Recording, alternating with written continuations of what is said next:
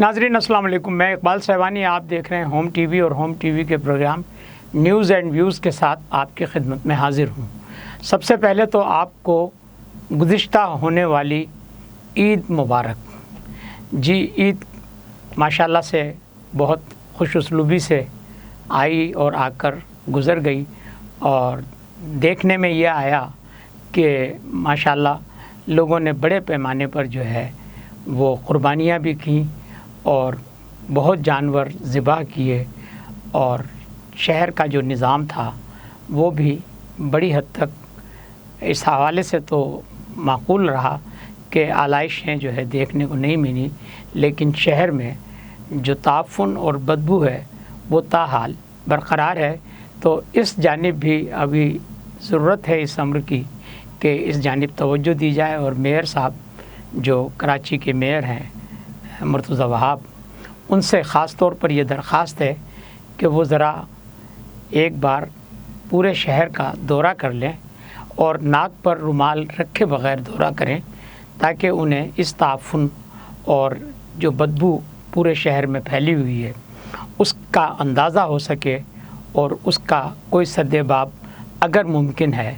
تو وہ کیا جا سکے۔ یہ تو خیر عید کے حوالے سے خبر تھی، لیکن ایک اور خبر جو آج کل بہت زیادہ موضوع بحث ہے، اور میرا خیال تھا کہ اس پر جو ہے گفتگو کی جائے، لیکن گفتگو کا موقع اس طرح سے نہیں بن رہا تھا، مگر آج جب سب چیزیں کم و بیش واضح ہونے کی طرف جا چکی ہیں کہ جو نئی اصلاحات کے نام پر جو پینشن کا جو مسئلہ ہے اس کو اور پینشنرز کو قومی سطح پر جس طرح سے نئے بجٹ میں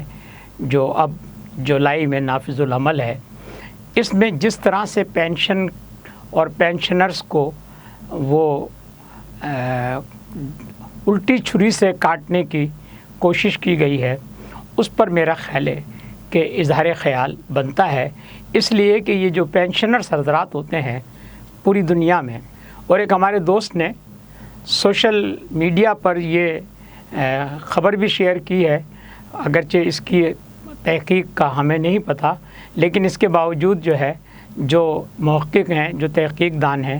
وہ اس پر روشنی ڈالیں گے۔ میں صرف وہ بات آپ سے شیئر کر دیتا ہوں کہ انہوں نے یہ بتانے کی کوشش کی ہے سوشل میڈیا پر کہ پینشن کا جو نظام ہے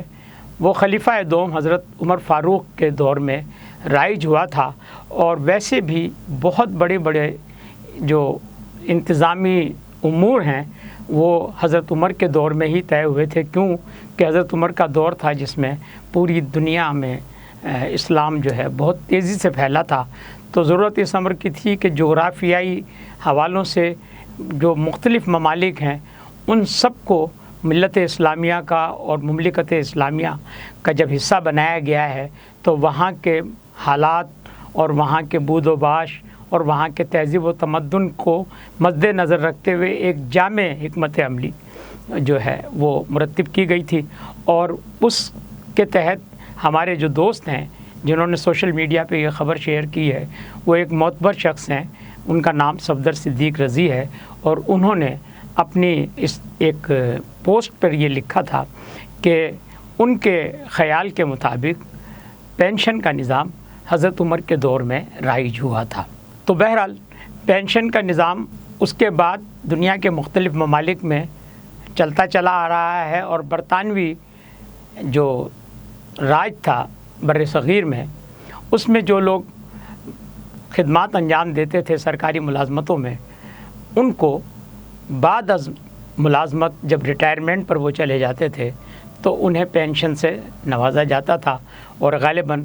آج بھی یہ صورتحال موجود ہے۔ خیر، قیام پاکستان کے بعد ہندوستان اور پاکستان دونوں ممالک میں پینشن کا یہ نظام آج بھی رائج ہے، اور اس نظام کو رائج رکھنے میں حکومتوں نے ہمیشہ ان بزرگ اور عمر رسیدہ لوگوں کا خیال رکھا ہے جنہوں نے خدمات انجام دی تھی ملک کے لیے، ان کے اداروں کے لیے سرکاری ملازمت میں رہتے ہوئے، تو انہیں بعد از ملازمت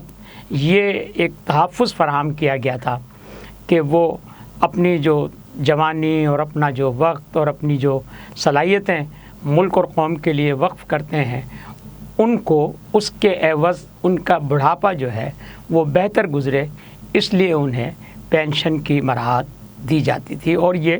ایک حق کے طور پر دی جاتی ہے کہ پینشن جو ہے ہر ریٹائرڈ آدمی کا حق ہے۔ اور جو بہت ترقی یافتہ اور بہت متمول ممالک ہیں، خوشحال ممالک ہیں، ان میں تو پینشن صرف سرکاری ملازمت کا نہیں بلکہ ہر شہری کا حق ہے، اور بیشتر ممالک میں جو ہے وہ لوگوں کو پینشن دی جاتی ہے ان کی عمر کے اس حصے میں جب وہ ملازمتوں سے ریٹائر ہو جاتے ہیں یا ایج کا ایک لمٹ جو ہے وہ کراس کر لیتے ہیں، تو فلاحی ریاست میں انہیں پینشن سے نوازا جاتا ہے، اور یہ دنیا کے مختلف ممالک میں یہ نظام رائج ہے۔ اور پاکستان میں بھی یہ نظام جو ہے وہ 9 جون اور اس سے پہلے تک مکمل طور پر جو ہے رائج تھا، لیکن اب جو حالیہ بجٹ وزیر خزانہ اسحاق ڈار صاحب نے پیش کیا ہے، اس میں انہوں نے پینشن کی نام پر، پینشن اصلاحات کے نام پر کچھ ایسے قوانین یا ایسی سفارشات، اب وہ سفارشات ہیں جب تک بجٹ پاس ہوتا ہے، لیکن اب جب بجٹ پاس ہو گیا یا ہو جائے گا، دونوں صورتوں میں وہ سفارشات جو ہیں وہ قانون بن جائیں گے۔ تو اس میں جو پینشنرز کا گلا گھونٹنے کا ایک قانون رائج کیا گیا ہے، وہ بہرحال قابل مذمت بھی ہے اور قابل تشویش بھی ہے، اس لیے کہ وزیر خزانہ کا کہنا یہ ہے کہ پینشن جو ہے وہ قومی خزانے پر بوجھ بن رہی ہے۔ وزیر خزانہ صاحب، ہم تو اس معاملے میں لب کشائی نہیں کرنا چاہتے، لیکن صرف اتنا آپ سے ضرور پوچھنا چاہتے ہیں کہ کیا پینشنرز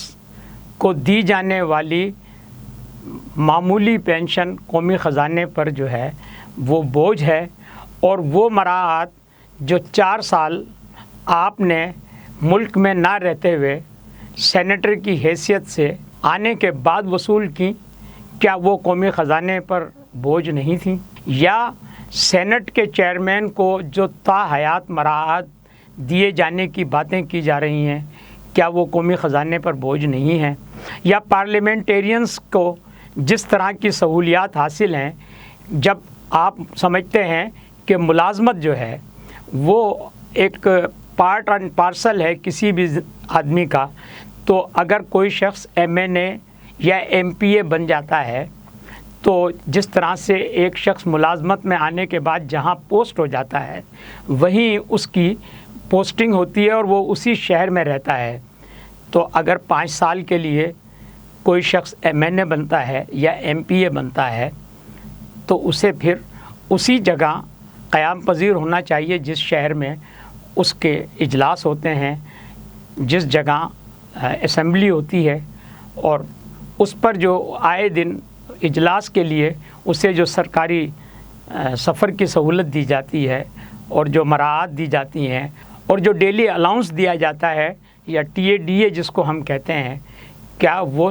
قومی خزانے پر بوجھ نہیں ہے؟ یا صدر،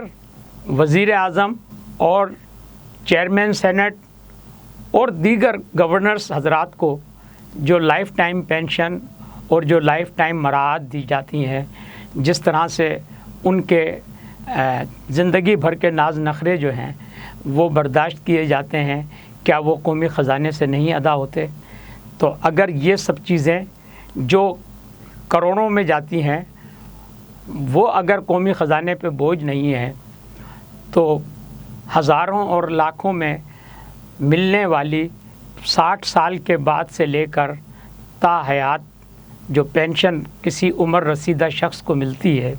وہ قومی خزانے پر بوجھ کیسے ہو جاتی ہے؟ ایک شخص جو 5 سال کے لیے صدر مملکت منتخب ہو، وزیر اعظم منتخب ہو یا اسپیکر منتخب ہو یا چیئرمین منتخب ہو، اس کے لیے تو آپ تا عمر جو ہے یہ سہولت فراہم کرتے ہیں،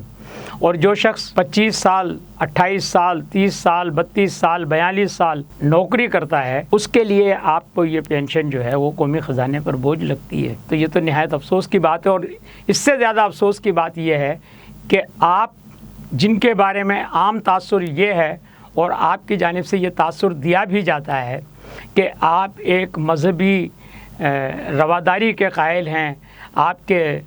لبوں پہ ہر وقت درود شریف رہتا ہے، آپ کی نسبت حضرت داتا گنج بخش علی حجویری رحمۃ اللہ علیہ سے جوڑتے ہیں. ان سب نسبتوں کے بعد اگر آپ بزرگ اور عمر رسیدہ لوگوں کے لیے اگر ان کا عرصہ حیات تنگ کر رہے ہیں تو کیا یہ جائز ہے؟ اور کیا آپ اس پر بلیو کرتے ہیں کہ جس طرح داتا گنج بخش علی حجویری رحمۃ اللہ علیہ کے مزار پر آپ حاضری دیتے ہیں اور دعائیں مانگتے ہیں، اور اسی طرح سے کیا یہ بزرگ جن کے منہ سے آپ نوالا چھیننا چاہتے ہیں کیا انہیں دعائیں مانگنے کا حق نہیں ہے؟ اور وہ دعائیں کیا آپ کے لیے خیر کی دعائیں ہوں گی؟ یہ ممکن ہے؟ آپ سمجھ سکتے ہیں کہ آپ کسی کے منہ سے نوالا چھینیں اور اس سے یہ توقع کریں کہ وہ آپ کی درازی عمر کے لیے دعا کرے گا؟ یہ آپ کا فیصلہ ہے، آپ نے کر دیا ہے، آپ کرنے جا رہے ہیں. اگرچہ حکومت 12 اگست کو فارغ بھی ہو رہی ہے، آپ بھی 12 اگست تک فارغ بھی ہو جائیں گے، لیکن آپ جو رسم یا جو بنیاد رکھ کر جا رہے ہیں یہ اگر IMF کی طرف سے ہے تو کیا IMF کو یہ نظر نہیں آتا کہ آپ کے کابینہ میں وزراء کی تعداد کتنی ہے، سرکاری گاڑیوں کی تعداد کتنی ہے، پروٹوکول کتنا ہے اور مراعات کتنی ہیں، سہولیات کتنی ہیں، کس طرح سے جو ہے وہ قومی وسائل استعمال ہو رہے ہوتے ہیں؟ کیا IMF کو ان پر کوئی اعتراض نہیں ہوتا؟ کیا IMF اس پر کوئی آپ کے ساتھ قدغن نہیں لگاتی کہ آپ یہ جو علل تللے اور یہ جو وزارتوں کا ایک بہت بڑے بڑے ممالک میں 10 سے 12 کی کابینہ ہوتی ہے، آپ کے یہاں تو کابینہ کی کوئی انتہا ہی نہیں ہے. اگر ایک قانون کے مطابق یا سہولیات کے مطابق یا اختیارات کے مطابق اگر 80 آدمی کی کابینہ ہے تو آپ 79 پر بھی گزارا نہیں کرتے، آپ پورے 80 ہی کرنا چاہتے ہیں، بلکہ اور ایک آدھ جو ہے اوپر ہی رکھنا چاہتے ہیں. تو یہ ساری جو صورتحال ہے، کسی کو اسپیشل اسسٹنٹ بنا لیتے ہیں، کسی کو بغیر تنخواہ کا ترجمان بنا لیتے ہیں، لیکن اسے گاڑی بھی ملتی ہے، اسے دفتر بھی ملتا ہے، اسے عملہ بھی ملتا ہے، اس کے سارے اخراجات بھی ہوتے ہیں. تو یہ ساری صورتحال کیا یہ IMF کی طرف سے قدغن نہیں لگائی جاتی کہ آپ اپنے پارلیمنٹیرینز کے اور اپنی کابینہ کے اور اپنے سرکاری اخراجات کو کم کریں، ان پر پابندی لگائیں، ان کا احتساب کریں، ان کی طرف واپس جائیں؟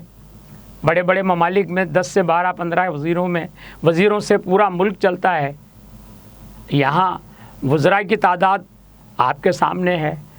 اسپیشل اسسٹنٹ کی تعداد آپ زیادہ بہتر جانتے ہیں، وزیر مملکت کتنے ہیں آپ کے علم میں ہیں. تو میرا خیال یہ ہے کہ صرف پینشنرز کو بوجھ سمجھنا یہ تو زیادتی ہے، اور آپ بوجھ سمجھ رہے ہیں، لیکن 12 اگست کے بعد یہ بوجھ ہوگا یا نہیں ہوگا؟ جب اتنے سارے پینشنرز، اتنے سارے عمر رسیدہ لوگ مل کر آپ کے لیے جس طرح کی دعائیں کریں گے، کیا آپ اس بات کی توقع رکھتے ہیں کہ اس کے بعد بھی آپ اقتدار میں آئیں گے؟ میرا تو ایمان ہے اور میرا تو یقین ہے کہ مجھے ایسی کوئی صورتحال نظر نہیں آتی کہ آپ دوبارہ انہی سارے حالات کے بعد بھی اقتدار میں آ سکتے ہیں. ہاں، اس بات کا امکان ضرور ہے کہ اس ملک میں جب پیپلز پارٹی اقتدار میں آئی ہے، جب تک پیپلز پارٹی نے اقتدار سنبھالا ہے، یہ واحد جماعت ہے جس نے روزگار کو فروغ دیا ہے، روزگار تقسیم کیا ہے، اور جو پہلے سے برسر روزگار لوگ ہیں ان کی تنخواہوں میں اضافے کیے ہیں اور بے تحاشا اضافے کیے ہیں. اتنے اضافے کیے ہیں کہ انہیں مہنگائی کا رونا کم سے کم رونا پڑا ہے. آج تو صورتحال یہ ہے کہ ہر وہ شخص جو سرکاری ملازمت میں ہے وہ مہنگائی کا ہی رونا رو رہا ہے. تو اب بھی وقت ہے کہ آپ اپنے فیصلوں پہ نظر ثانی کریں اور پینشنرز کے لیے وہ مراعات جو پہلے سے موجود ہیں ان کو بحال رہنے دیں۔ یہی جو ہے اس ملک کے غریب عوام کا اور خاص طور پر غریب پینشنرز کا سب سے بڑا سہارا ہے، کیونکہ انہیں اب بھی اونٹ کے منہ میں زیرہ ہی ملتا ہے، لیکن اس زیرے کو بھی اگر آپ جو ہے نکالنا چاہتے ہیں تو اس سے جو لوگوں کی دل آزاری ہو رہی ہے، جو لوگوں کو تکلیف پہنچ رہی ہے، جو لوگوں کی پریشانیوں میں اضافہ ہو رہا ہے، وہ کسی بھی طرح آپ کے حق میں اچھی اور خیر کی دعائیں نہیں کریں گے۔ یہ میری ایک معروضات آپ کے ساتھ تھیں، اور میں پھر یہی کہوں گا کہ یہ تھوڑا سا وقت ہے، 12 اگست کے بعد یہ حکومت نہیں رہے گی، لیکن یہ فیصلے اپنی جگہ قائم رہیں گے۔ لیکن اگلی حکومت اگر پیپلز پارٹی کی ہوئی تو آپ کے یہ سارے فیصلے ریورس بھی ہوں گے، اور لوگوں کو اتنی مراحت ملیں گی اور اتنی سہولیات ملیں گی اور اتنی تنخواہوں میں اضافہ ہوگا کہ آپ حزب اختلاف کی نشستوں پر بیٹھ کر یا پارلیمنٹ سے باہر کھڑے ہو کر صرف کفِ افسوس مل رہے ہوں گے۔ یہ میں نے جو باتیں کی ہیں یہ سب ان دکھی دلوں کی ترجمانی کرتی ہیں جو آپ کے پینشن والے فیصلوں سے خود کو غیر محفوظ سمجھتے ہیں۔ دیکھتے رہیے ہوم ٹی وی، اور ہوم ٹی وی کو لائک، سبسکرائب، اور اس پروگرام پر بالخصوص پینشنر حضرات اپنی رائے دینا اور اسے دیکھنا نہ بھولیے گا۔ شکریہ۔